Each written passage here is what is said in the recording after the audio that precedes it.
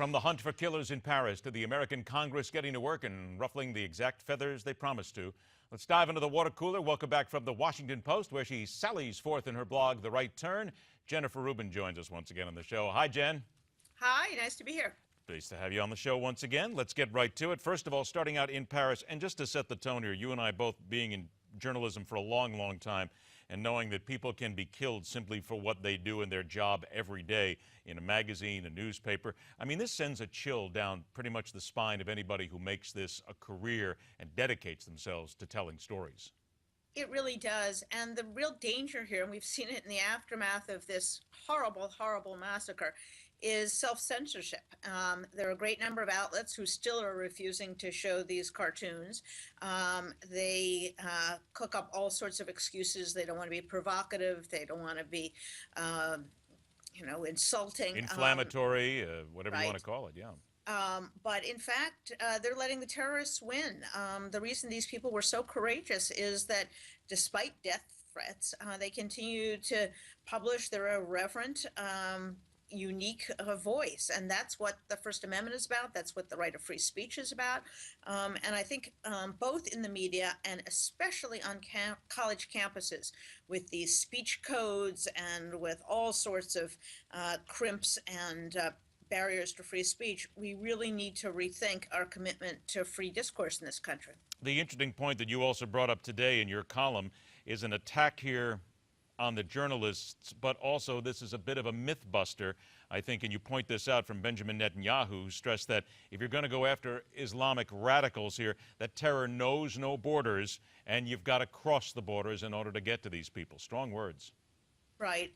I think a lot of people, both on the right and left, would like to think that if we simply didn't get involved in wars, if we shut down the NSA, if we did a whole bunch of other things, that the problem would magically go away. And what this shows is that we are up against vicious, emotionally charged Islamic radicals who do not want to stop, who will not stop, who will not be assuaged.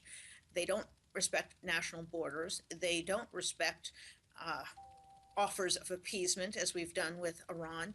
These people are out for blood, quite literally, and we have to be as deadly serious as they are, and we have to have leaders who are willing to do what it takes to defeat this. What's your take on Eric Holder deciding that he is going to go to Paris and try to give some of his advice and some of his suggestions to the folks there? He's not the person I would seek advice from, but I do appreciate a high-level official. In fact, the President of the United States should go to show solidarity.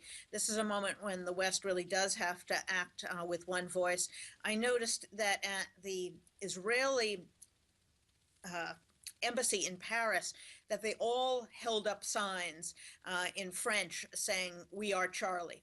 So the Israelis understand this. It would be nice if the American administration did as well. All right, we got about 60 seconds left here. The Keystone Pipeline cleared the hurdle in the Senate. However, the president says he's going to veto it. Is this really a fight worth fighting anymore for the Republicans?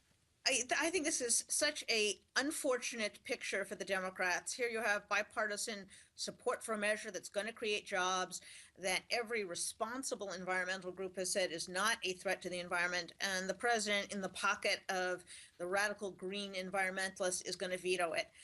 Perfect picture for the Republicans and a perfect advertisement for why, until they get the White House, we aren't going to get a truly pro-growth energy policy in this country. Isn't there almost a chance, though, for the president to get a little positive here, because it really won't mean much at this point? It walks away. Well, I think it hurts the Democrats that are behind him in the House and in the Senate, and it's going to hurt people like Hillary Clinton. Is she going to come out in favor of this, or is she going to go along with the radical Greens? So he doesn't have much to lose at this point, but the Democratic Party sure does. Ah, there it is. He doesn't have much to lose, rather. There's the point we always have to remember. Once again, the blog is called The Right Turn in the Washington Post. Jennifer Rubin, always a pleasure to have you on the show. Thanks for joining us. We'll do it again soon. My pleasure. All right, after the break, the new home for telling it like it is. And allow me to deliver a dose of reality, the likes of which no one else seems willing to demand. Let us demand it, and let us talk about it. Coming up next, right here on MidPoint.